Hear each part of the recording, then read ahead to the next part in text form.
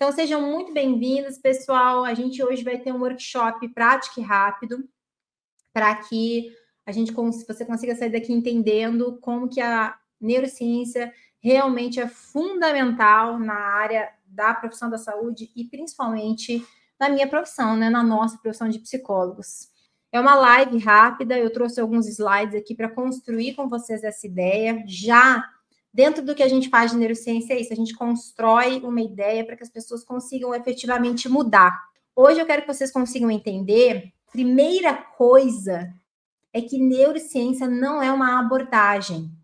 E que quando a gente estuda neurociência, pelo menos dentro da parte de psicologia, a gente acaba com aquele negócio de eu precisar ter uma abordagem. Eu quero, inclusive, hoje liberar vocês dessa ideia, tá? Porque o entendimento de neurociência, ele vai te construindo tudo que você precisa para que você consiga ser um bom profissional da saúde, dentro ou fora da área de psicologia.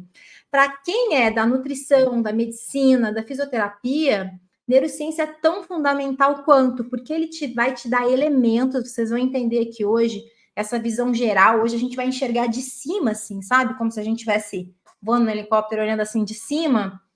Essa visão de funcionamento de mente, cérebro e corpo, para que vocês consigam fazer os pacientes de vocês chegarem ao ponto de saúde com mais facilidade. E até para que vocês consigam entender por que eles não estão chegando, os que não conseguem chegar, tá? Eu já vou trazer aqui logo os meus slides para que a gente consiga trabalhar esse olhar de helicóptero, né? De em cima, de entender esse conceito, tá?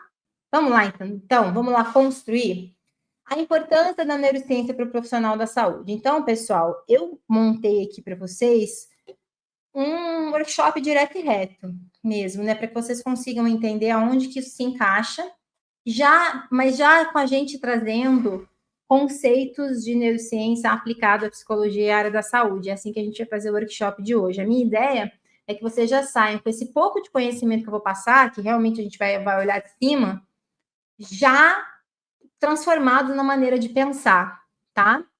E aí, para a gente já começar a costurar, o que eu quero que vocês aprendam mesmo do workshop, é que como você entende os sintomas, os diagnósticos e o que fazer durante os tratamentos. Como que vocês entendem isso hoje? Como é que hoje você vê uma pessoa, você vai numa escola, se você é psicólogo escolar, ou você é um nutricionista, ou você é um médico, ou você é um psicólogo clínico, como que você hoje entende os sintomas, o que essa pessoa tem ou não tem, né? Que é o diagnóstico, tem diagnóstico, não tem diagnóstico, qual é o diagnóstico? E o que eu escolho de tratamento para essa pessoa? Qual é o processo mental que você passa hoje? Então, geralmente, algumas pessoas escolhem abordagens dentro da psicologia, dentro das áreas da saúde, ela já tem a sua formação, mas eu entendo cada vez mais que elas também escolhem métodos de pensamento, né? Para ver como é que eu vou fazer a anamnese desses pacientes aqui, aquilo que você concorda mais ou menos, né? E bem na verdade, a gente teria que ter hoje, eu vou mostrar para vocês aqui o mínimo necessário. É o mínimo necessário, tá? De neurociência, então vamos lembrar que a gente está olhando um guarda-chuvão de cima para vocês entenderem esse processo. Então, vamos pegar, eu trouxe coisas para mostrar para vocês, tá? Estou usando hoje hoje eu estava empolgada para essa aula, então eu queria mostrar todos os métodos. Então, vamos pegar esse cérebro aqui. Como é que você entende esse cérebro aqui? Poxa, Franciele, mas não é muito mecânico, né? Eu ter que entender o cérebro. Se a gente entende que este cérebro aqui, esse é um cérebro de um adulto, então vamos ver que ele tem o tamanho do meu cérebro, mais ou menos, tá? Ele não nasce desse tamanho, ele nasce do tamanho da cabeça de um bebê recém-nascido. Então, nasce ali assim, pequenininho, que a gente consegue pegar até numa mão, assim. Ele vai crescendo até os 25 anos de idade. Então, do 0 aos 25 anos de idade, esse cérebro aqui, todas essas partes coloridas são áreas do cérebro que têm funções específicas, mas que se precisam trabalhar juntas para que a gente tenha saúde mental. E aqui dentro também, que é a nossa parte interna do cérebro, que tem funções específicas, então aqui dentro a gente tem toda a área emocional, geralmente, e aqui fora a área com funções motoras, cognitivas, controle de impulso, visão, enfim, todas as outras funções estão aqui. Isso aqui não é bem assim. O cérebro, para ele para a gente entender de saúde mental, a gente tem que entender que se essas áreas aqui não se conversam com uma certa velocidade e frequência, nós não temos saúde mental. Então eu começo a entender assim, ó, se essa pessoa chegou aqui com ansiedade, quer dizer que esse cérebro aí, lá dentro, está desregulado. E ele não está conseguindo conversar com a parte de fora, que é como que a gente entende a ansiedade. E aí a gente vai falando assim, tá, então eu primeiro preciso entender tudo que influencia desse processo, para eu entender por quê. O que influencia? Aí a gente começa a ter todo o entendimento de neurociência avançado. Ah, a alimentação influencia. Então eu vou começar pelo básico. Será que ele come açúcar? Porque açúcar influencia nessa ansiedade, nessa conexão. Será que ele toma café? Será que ele toma café depois da 1 da tarde, porque isso influencia o sono, o cérebro não faz a limpeza que precisa, e essa conexão aqui não vai ficar boa, e ele nem sabe por que ele está ansioso? Será que isso veio desde que ele era pequeno, e pode ter um fator genético ou ambiental dentro da casa dele? Será que ele teve processos de desamparo aprendido que fez com que a glutamina dele diminuísse no sistema nervoso, como a gente tem indicação de alguns estudos? Essa investigação, olha que importante, gente, essa investigação. A gente só consegue fazer entendendo de neurociência, por isso que ela é fundamental, entenderam? Então, são essas perguntas que a gente tem que começar a fazer. Por que as pessoas dessa empresa não estão produzindo mais? Será que a gente está com muitos processos de mudança que interferem no processo de cognição cerebral? Será que essas pessoas também estão tomando muito café e dormindo pouco? Será que essas pessoas estão fazendo atividade física que vem da luz do dia de manhã para regular o ritmo circadiano? Será que essas pessoas aqui estão tendo vínculo satisfatório que é necessário para produzir ocitocina e produzir mais? Olha quantas perguntas a gente faz conhecendo o cérebro e como ele se comporta. Tá? Essas são as perguntas que muitas vezes a gente está lá no nosso consultório de saúde e a gente não consegue responder. Fala, mas por que ele não está conseguindo mudar, seguir o processo? Por que ele continua sentindo dor? Por que ele continua tendo dores emocionais? Por que o paciente repete comportamento? Eu fiz muitos anos de terapia, sabe, pessoal? Muitos mesmo. Como todo bom psicólogo, a gente tem que fazer processo de terapia. E eu lembro que num dos meus processos, eu adorava a minha terapeuta. Ela era muito legal. Mas ela também tinha feito a mesma faculdade que eu, com outras especializações. Então, uma das grandes questionamentos quando eu voltava, e estou falando para vocês como pessoa, é que, de repente, trelelê, os mesmos erros aconteciam na minha vida e eu estava sofrendo as mesmas coisas. Eu falava, mas eu já não sei disso, eu já não estou consciente. Ela falava, mas é assim mesmo. Na época eu estava na faculdade ainda. Isso é uma coisa que nós aprendemos na faculdade, na maioria das pós-graduações, né?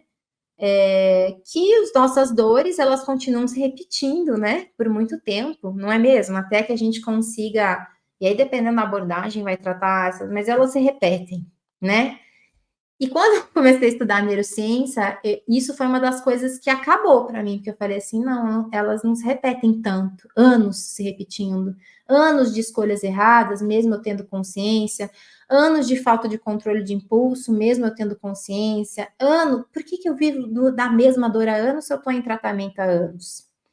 E aí, em neurociência, eu fui entender que não era, que não deveria ser assim, que existiam técnicas que me ajudavam a controlar esse impulso, modificar o meu cérebro, que existia um processo de desamparo aprendido que eu precisava tratar, que eu tinha traumas de infância que influenciavam nas conexões, nas minhas memórias me faziam travar, que eram as minhas repetições. E eu comecei a trabalhar isso e eu não parei de sofrer das mesmas repetições. Ou seja, a gente vai se curando efetivamente, né, de muitas das nossas dores, não todas, tem algumas doenças não se curam, mas a gente pelo menos amortece, deixa elas que elas não conduzam a nossa vida, que elas não conduzam os nossos comportamentos, tá? Então, quando a gente fala de uma visão de neurociência, olhando de cima e da importância disso da nossa profissão da área da saúde, eu tô falando dessa narração toda. Olha que autonomia de vida, a gente poder entender não só o que me faz mal, mas por que me faz mal e como que eu não faço mais. Gente, é maravilhoso. E aí, esse é um gráfico, esse gráfico eu uso bastante lá no PNP, que ele resume praticamente o que você precisa entender do porquê dessa importância. Então, esse é um gráfico de um estudo de 2021, onde a gente entende que o nosso desenvolvimento do cérebro, então vocês estão vendo o cérebro ali, Aqui, eu acho que vocês não conseguem ver a minha flechinha do meu cursor aqui, né? E o que influencia esse cérebro para ir para psicopatologias que está em cima ou para o bem-estar que está embaixo? O que influencia esse cérebro são vários fatores. A gente tem o fator genético, né, que em alguns casos ele influencia mais de 30%, mas na grande maioria dos casos ele é até 30%. Esse fator genético, ele é modificado por essa segunda coluna, então pelo ambiente físico que a gente mora, inclusive se é no campo ou se é na cidade, se é poluído ou se não é poluído, se a gente tem contato com a natureza desde a infância, se não tem, inclusive na vida adulta, se a gente tem privação de afeto ou não tem privação de afeto, como foram as nossas experiências sociais e como são, desde a amamentação até o colo da mãe, até o deixar sendo deixado chorando no berço, até as nossas ameaças sociais. Então, aqui vai desde ameaça dentro de casa, pais doentes, pais muito bravos, castigos, até o bullying da escola, as ameaças da adolescência, da vida adulta, né, medos, enfim. Tudo isso e mais algumas coisas, hoje a gente teria que colocar telas aqui também, o uso de telas, ele vai influenciar no como este cérebro se desenvolve.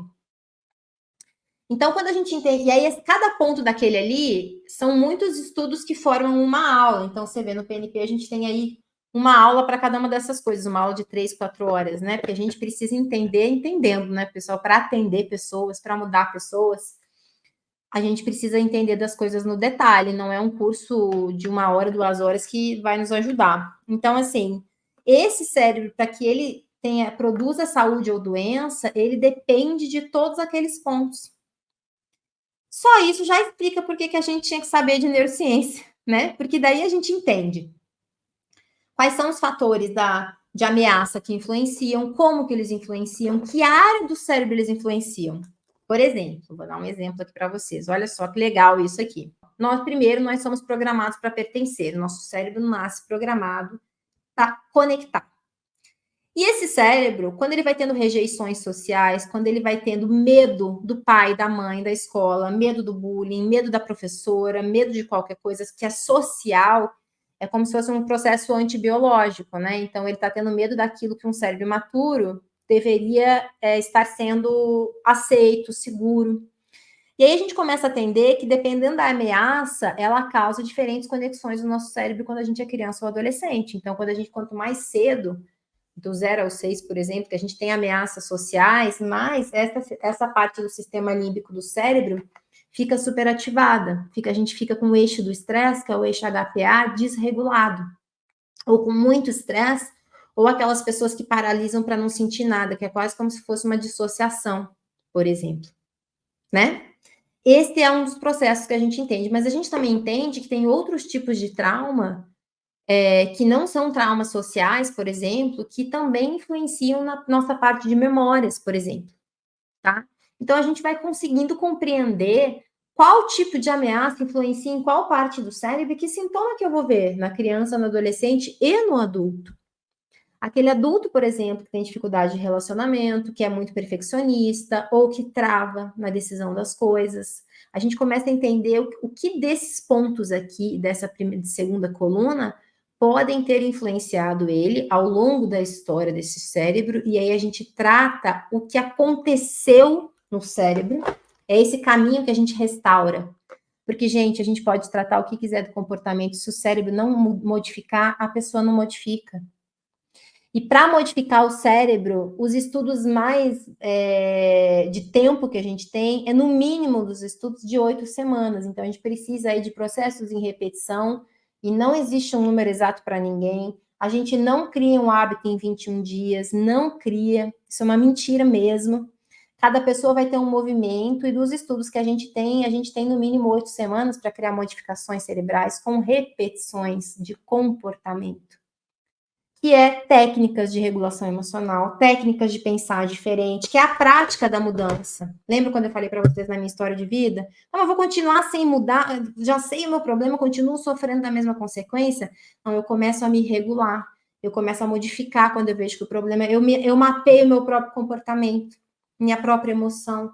Eu começo a entender que meu corpo está me avisando que eu vou entrar naquele lugar de rejeição, por exemplo, aí eu regulo, eu tenho uma técnica, eu tenho um processo de pensamento diferente, eu diminuo meu processo emocional, quer dizer, eu estou trazendo o meu cérebro, isso se chama de neuromodulação. Tem um médico que fala assim, toda vez que você faz um processo cerebral, como uma respiração para regular a emoção, ou como um pensamento diferente, ou como um comportamento, é como se você estivesse fazendo uma microcirurgia no seu cérebro, mudando as conexões que estavam te fazendo sofrer. Olha que coisa maravilhosa. Só que são várias microcirurgias até que a gente consiga efetivamente mudar. Só que a gente sabe o que a gente está fazendo. Essa é a grande diferença, tá? Estão acompanhando aqui comigo, pessoal? Então, é isso tudo que a gente vai começando a entender. Aí a gente entende de uma maneira bem detalhada o cérebro e o desenvolvimento do cérebro. Então, esse aqui é o mesmo gráfico de uma outra maneira, para vocês entenderem que o cérebro dos 5 aos 20 anos, ele está em desenvolvimento. Então, por exemplo, você tem um cérebro de 5 anos aqui, vejam que ele é diferente do cérebro de 20 e é diferente do cérebro de 12. Quais são as diferenças, pessoal? Tamanho, porque ele cresce, massa cinzenta, né? Porque a massa cinzenta cresce junto com o tamanho, e as conexões. O quanto que uma área se conecta com a outra. Isso vai deixando o cérebro maduro. Então, quando você olha esse cérebro de 20 anos, veja que ele é quase todo azul, tá? Porque ele termina a maturação com 25, né? Quanto mais azul, mais ele tá pronto. Amadureceu. Banana madura que dá para comer? Com 5 anos, olha o pouco de área azul que tem. Só um pouquinho de córtex pré-frontal, um pouquinho ali do occipital, um pouquinho do parental. E se a gente abrisse esse cérebro no meio, ia ver aqui que a gente tem o sistema límbico já meio pronto, ele só não está maduro também. Quer dizer, gente, nós não nascemos com o cérebro pronto. Tudo que entra neste cérebro, até ele estar pronto, influencia em quem nós somos. Tudo, tudo, tudo, tudo, tudo. Então, quando a gente pede para alguém mudar, em qualquer contexto de saúde, a gente está entendendo que ela vai mudar um cérebro que levou uma vida para acontecer. Por isso que quanto mais jovem, mais fácil, né? Porque ele ainda está em desenvolvimento, ele não se formou para depois modificar. Mas é possível, isso se chama plasticidade cerebral. Lá no PNP, tem uma aula de 3 horas só sobre plasticidade, para vocês entenderem a questão das sinapses e dos neurônios. Então, seria como treinar o cérebro para uma nova mudança e desenvolvimento? Sim, o tempo todo. Nesse momento, vocês estão treinando o cérebro de vocês. Quem tem filhos aí, se você olhar para os seus filhos agora, independente do que eles estão fazendo, eles estão treinando o cérebro deles. A diferença para nós, eu que já tenho mais de 25, só um pouquinho a mais, mas tenho, ir para uma criança e para um adolescente, é que enquanto ele está fazendo qualquer coisa, ele está treinando o cérebro dele, o treino do seu filho, do seu aluno, ele está treinando para o cérebro se desenvolver. O que seu filho está fazendo hoje, o que ele escuta de você, o que ele escuta sobre o mundo, o que os alunos escutam, vai formar o que ele vai pensar dele mesmo. Porque o que acontece com ele hoje forma essa estrutura, forma a memória dessa estrutura, forma o jeito que o cérebro conversa. Ao ponto de que se uma criança tem muito estresse na infância, esse eixo aqui do HPA que começa aqui, com o hipotálamo, com hipotálamo, hipófise pituitária e adrenal, o que vai acontecer? Esse cérebro aqui, quando tem muito estímulo de ameaça na infância, se desenvolve com esta parte e todo o nosso eixo de nervo vago desregulada até esse ponto. Então, em todos os momentos, nós estamos treinando o nosso cérebro para o bem ou para o mal. Quanto mais ele está em desenvolvimento, a gente está ensinando como que esse cérebro vai funcionar. É como se a gente estivesse programando como ele vai funcionar, tá? Então, é isso. Então, olha que maravilha a gente saber disso e a gente conseguir entender criança de um jeito diferente, que a gente aprende a amar mais as pessoas, não é menos, não, é muito mais. A gente começa a entender os adolescentes de um jeito diferente, a gente começa a entender a nossa vida de um jeito diferente, a gente muda a nossa maternidade, a gente muda a nossa maneira de tratar os outros, de tratar a gente, de tratar o nosso corpo. Sabe o que eu, como pessoa, fiz na minha vida depois que eu comecei a estudar neurociência? Eu passei a fazer atividade física todos os dias. Isso foi um processo, tá, gente? Não foi assim também, a gente vai, processo. Eu parei de comer as comidas alergênicas que faziam mal para o meu cérebro, porque eu tenho efetivamente alergias. Eu não tomo mais café depois da 1 da tarde, salvo muitas exceções. Eu passei a cuidar, que mais? Eu parei de beber bebida alcoólica, tudo porque eu sei que faz mal e danifica o meu cérebro, e eu estava entendendo que na minha vida isso não me ajudava. Eu me distanciei de pessoas que não agregavam para a minha saúde mental. Eu passei a entender quando eu estou ficando exausta, que isso é uma coisa que você só aprende dentro do PNP, sobre exaustão emocional só no PNP, como um cérebro exausto reage. Eu passei a mudar meu trabalho, eu fundei 3 empresas, eu estou aqui com vocês hoje, tudo por causa de neurociência, entendem? Então, a gente vai mudando a nossa vida, porque nós somos isso daqui, que se desenvolveu, né? E a gente começa a entender tudo que faz mal e bem, e a gente vai aplicando isso na vida dos nossos pacientes, dos clientes da empresa, da escola, enfim, dependendo da sua área de atuação, tá? Eu, particularmente, acredito que a gente, como profissional da saúde, principalmente da psicologia, eu primeiro tenho que aplicar em mim. Porque eu primeiro tenho que entender na minha pele esse funcionamento. Então, até as técnicas para essa regulação emocional, sabe, essas neurocirurgias que eu falei para vocês, a própria técnica de respiração, a gente precisa aplicar na gente, entender o efeito, ver como é que é, tá? Então, a gente vai acabando que muda a nossa vida, muda tudo, muda a nossa visão de mundo, muda a nossa leitura de pessoas. E eu vou avisar uma coisa para vocês, vai mudar a leitura de diagnóstico. Quem faz diagnóstico, quem segue o DSM-5, vai mudar, tá? Por que que muda? Porque o DSM-5, ele não é feito em estudos de neurociência, algumas coisas tem, outras não. E tem muito estudo de neurociência, a gente acabou de sair um estudo de depressão, sobre as causas da depressão. Se a gente for comparar com o DSM-5, não é a mesma informação. Então, a gente começa a entender o quanto esse estudo de neurociência é essencial para eu entender o detalhe, porque, pessoal, nós somos diferentes. Vou voltar aqui para vocês entenderem. Isso tudo aqui, pensa, cada pessoa que vocês conhecem na vida, você só compara você, seu cônjuge, seus filhos, seus amigos, para quem não tem filhos, seus irmãos. O primeiro quadrante, que é o genético, já é diferente, né? Porque se você não tem irmão gêmeo, mesmo que tenha, já tem muita diferença, né? Dependendo. O segundo quadrante é diferente para todo mundo. Então, o quanto que isso vai modificar cada cérebro? Então, a gente aprende em neurociência cada uma dessas partes para eu entender como que cada pessoa funciona, tá? Quero mostrar aqui para vocês a minha aluna falando como, que participou do podcast. Ai, quem já viu o podcast do PNP maravilhoso? Vou mostrar para vocês aqui, ela explicando. Nesse foco mesmo de atender adultos, agora você só atende adultos, faz o quê? 3 anos? Sim. Que você está só com adultos? Faz. Né? E aí, você decidiu ficar com adultos por conta de entender que, pelo conteúdo de exaustão de neurociência específico. Sim. Porque mães exaustas não conseguiriam dar conta dos seus filhos, que era o que você recebia no Que consultório. era o que eu recebi. Eu tenho 2 aulas do PNP que elas são salvas já no meu computador, que é a de maternidade e a de exaustão. Porque vira e mexe eu volto ali, às vezes, eu tava brincando, né? Eu não sei todas as partes de cabeça. Sério? Ali, chega aqui para falar, trava. Então, quando eu preciso explicar para uma mãe como é que tá funcionando o cérebro dela, eu volto ali, eu assisto aquele pedaço, eu faço ali um mapinha para explicar. Porque é tão acolhedor para essa mãe entender, nossa, é o meu cérebro que não está funcionando bem porque eu estou exausta. Não tem nada errado comigo, com meu filho, com a minha maternidade, não.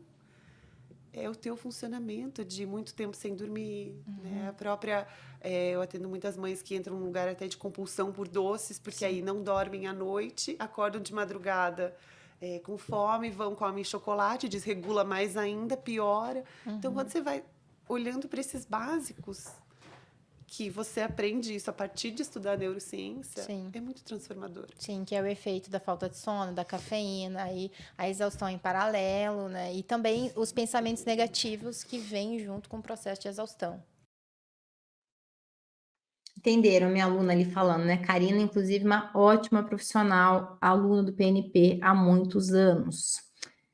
E aí, só para a gente finalizar esse entendimento, pessoal, outra coisa que a gente precisa entender, que faz total diferença na nossa vida, é os nossos hormônios, o volume das áreas do cérebro que vão crescendo ou diminuindo, né? Então, vejam aqui, isso daqui é as áreas do nosso cérebro de substância branca, substância cinzenta subcortical, que é dentro do cérebro que eu mostrei para vocês, né? O quanto que eles vão se desenvolvendo e vão caindo ao longo dos anos. Vejam que, gente, pessoal, a partir dos 40, a gente precisa, assim, cuidar demais. E a gente começa a entender também isso, né? Menopausa, pré-menopausa, por que as mulheres não percebem que estão na menopausa, né? Em que idade elas começam a ter sintomas que o exame clínico não mostra, mas que o cérebro dela já está em decaída cognitiva e ela precisa tratar. Como que a gente garante que a partir dos 40 até os 100 a gente tem uma vida cognitiva e evite o que a gente consegue, né? De demência, de uma vida ruim, de falta de saúde mental, entendendo desse desenvolvimento cerebral e o que é preciso fazer. E aí envolve entendimento hormonal, entendimento de alimentação, né? Entendimento do efeito das substâncias na nossa vida, do nosso estilo de vida, tudo isso. E aí eu trouxe aqui só para a gente encerrar essa ideia, tá? Da importância da neurociência na nossa profissão, é a questão do nervo vago. Então, assim, a gente tem um conceito básico que é o nosso cérebro, como vocês veem aí, está conectado através do nervo vago. Vocês veem que tem a coluna espinhal aí e tem um nervinho passando entre a coluna espinhal, que vai em todos os órgãos do corpo. Esse nervo também vai até as extremidades dos nossos dedos. Ele também vai até as extremidades dos dedos dos pés e ele se chama nervo vago. O nervo vago, gente, é responsável pela nossa vida. Ele leva todos os sinais do cérebro para o corpo, para os órgãos, e todos os sinais dos órgãos para o cérebro. Nós somos um só. Tudo que a gente sente no corpo. Ele não é somatizado. O corpo não somatiza. O corpo é. Quando eu tenho uma emoção, ela não vai somatizar porque eu não pude sentir. Eu sinto a emoção com o meu intestino, com a dilatação da minha pupila, ela está no meu corpo na hora que eu estou sentindo. E a repetição dessa sensação de emoção sem regular é o que vai causar memórias de ansiedade, por exemplo. Então, quando a gente entende nervo vago, gente, por que a gente não está entendendo o nervo vago? Os traumas, para entender trauma, onde o trauma é no corpo, não é só na mente, né? Por quê? Porque tudo que a gente pensa se desenvolve também no nervo vago, nos nossos órgãos, até nas nossas funções sexuais, na temperatura do nosso corpo. Então, assim, a gente precisa entender essa conexão corpo e mente, porque tá tudo junto. Não é uma psicossomática, tá? Não é uma psicossomática. O nome devia ser outro. É uma psicoação. É na hora. Na verdade, é psicofisiologia isso, né? Tudo acontece ao mesmo tempo. Essa, inclusive, é a minha área de pesquisa. Psicofisiologia. Como que a gente mede, por exemplo, na minha pesquisa, a gente mede emoção como? Com a temperatura das pontas dos dedos, com a frequência da variabilidade cardíaca e com a dilatação da pupila. Assim que a gente mede a emoção no consultório. Ou a gente mede com a foto do cérebro, onde tem mais sangue. Então, e aí a gente descobre quando eu sinto alguma coisa, eu sinto no corpo, na temperatura, no meu intestino, no meu estômago. Os meus neurotransmissores, quando eu sinto alguma coisa, alguns diminuem, outros aumentam. Eu tenho cortisol alto, dependendo da emoção que eu sinto, é tudo junto. Então, se eu sinto muito estresse e ansiedade durante o dia, eu vou ter o cortisol muito alto, meu corpo vai inflamar. Como é que você vai saber disso no seu consultório? A pessoa começa a ficar inchada, ela começa a ficar com aquela cara de cansada, pupila sempre dilatada, ela já não consegue mais pensar, ela está inflamada de tanto estresse, de tanta ansiedade. A gente precisa ajudar ela também a desinflamar o corpo, a cuidar do todo, a fazer uma técnica de respiração que o corpo acalme, não é só a cabeça. Olha, gente, é tudo em tempo real, tá? Tudo em tempo real. Então, essa é a importância. A importância porque a gente funciona assim. E isso aqui é só para vocês terem um exemplo das psicopatologias que a gente tem hoje, né? Não temos entendimento de todos os sintomas.